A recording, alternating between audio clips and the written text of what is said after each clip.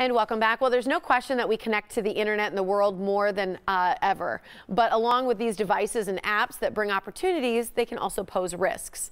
So here with the results of a new survey to help better understand our connected lifestyles is Bruce Snell, the Cybersecurity and Privacy Director at Intel Security. Good morning to you, Bruce. Good morning. Thanks for joining us. Let's talk a little bit about this recent Intel Security survey and exactly what you found. Yeah, absolutely. You know, we surveyed a bit over 13,000 parents and talking about specifically their online behavior. And, you know, one of the interesting things that came out of it is that a lot of the people that we talked to admitted to probably spending a little bit more time than they should on their devices instead of spending it, you know, in face-to-face conversation with their kids. And in fact, 36% of those people said that they had actually been called out by their kids for spending too much time on their device.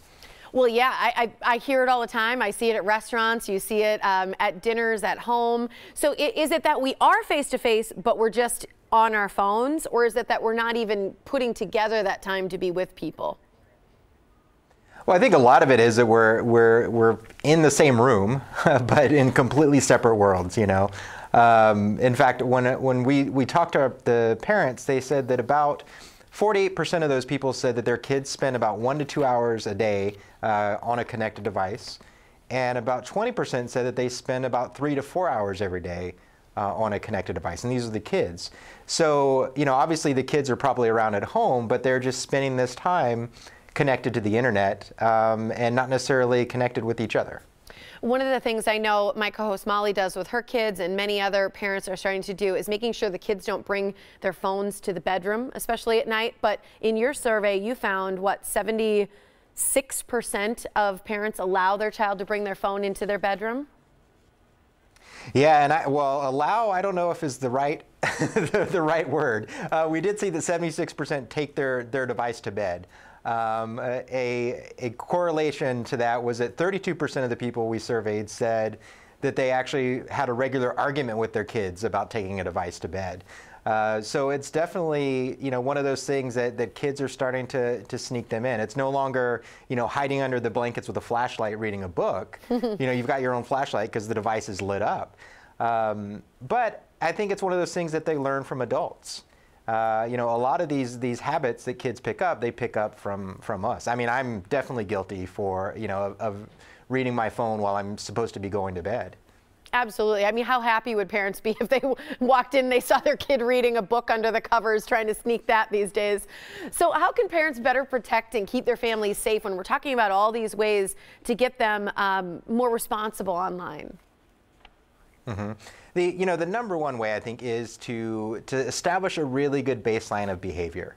You know, the earlier you can start, the better. Talking to kids about making sure that they're not opening emails from strangers, or that they don't share too much information or too much personal information on social media websites.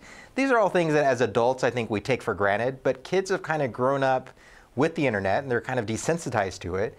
So they don't necessarily think twice before sharing this information on social media. And unfortunately, there can also be, you know, predators out there or people, you know, cyberbullies that will take that information and try to use it for their own gain. So the number one thing I think is awareness and behavior profiling. Well, I'm glad you used a few of those words, because I was going to ask you, what are the biggest concerns? Is it hacking? Is it identity theft? Is it predators? Or is it online bullying? Are there levels to these concerns for parents? Well, a lot of parents really, I think at this point, are a little bit overwhelmed, right? They know that there's dangers, but they don't necessarily, you know, have a face for those. But one of the nice things that I found in the survey results was that 85% of the people we talked to said that they have talked to their kids about online safety. So at least they're having those conversations and they're discussing it, and it's something that comes up, and which is good. It's a promising statistic. Well, I think that open communication is key, so kids can talk to you without feeling like they're going to get in trouble for something. So important. Where can people go to learn more? So we actually have a website set up called securingtomorrow.mcafee.com. And that website has our survey data that we've just published, but also has a lot of blogs from myself and a lot of my coworkers giving you information about how to stay safe online, giving you tips about how to spot a phishing email, or when you should update your devices. A lot of these tips that can really help the everyday user figure out how to stay safe. Great information. Thanks for joining us, Bruce. Great, thank you.